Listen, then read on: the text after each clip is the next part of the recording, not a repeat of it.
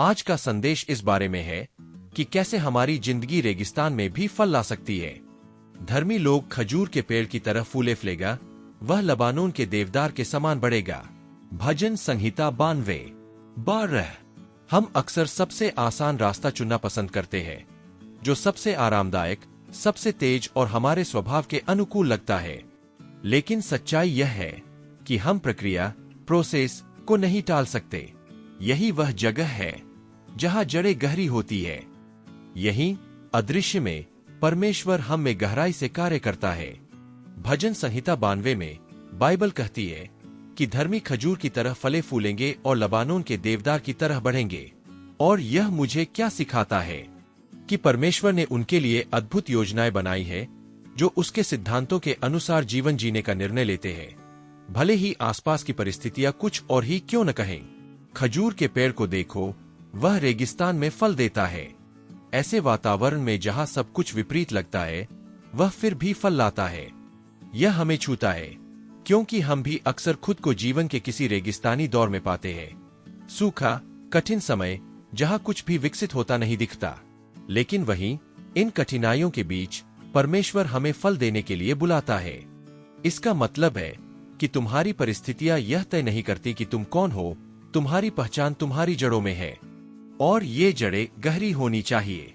खजूर का पेड़ तूफानों में भी गिरता नहीं, क्योंकि उसकी जड़ें मजबूत होती है।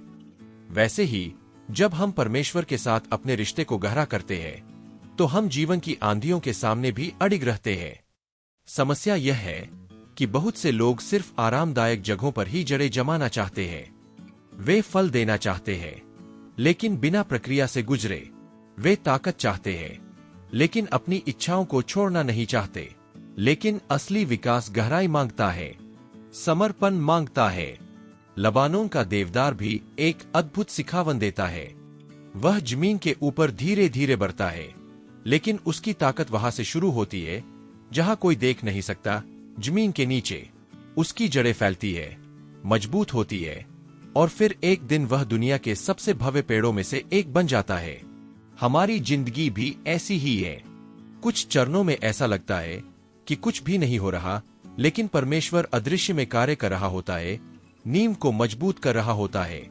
तो सांस लो, धैर्य रखो।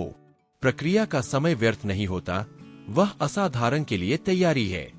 आज मैं तुम्हें एक साधारण लेकिन शक्तिशाली बात याद दिलाना चाहता हूँ। परमेश्वर तुम्हें बीच रास्ते में नहीं छोड़ता। वह प्रक्रिया के दौरान भी तुम्हारे साथ होता है, हर समय। भले ही तुम उसे न देख पाओ, भले ही कुछ भी बदलता न दिखे, दूरदर्शी बनो। अपनी आंखों से परे देखो, विश्वास से देखो। भरोसा रखो कि रेगिस्तान में भी परमेश्वर तुम्हें समृद्ध बना सकता है। और अगर तुम्हें भक्तिपाठ पढ़ना पसंद है, तो इस वीडियो के विवरण में एक पुस्तक की सिफारिश दी गई है। यह एक बेस्ट सेलर है, जिसने लाखों लोगों के जीवन को छुआ है। अगर यह संदेश तुम्हें अच्छा लगा हो, तो चैनल को सब्सक्राइब करें। मैं प्रार्थना करता हूं कि तुम्हारे घर में एकता और प्रेम बना रहे। बहुत बहुत धन्यवाद, और फिर मिलेंगे कल।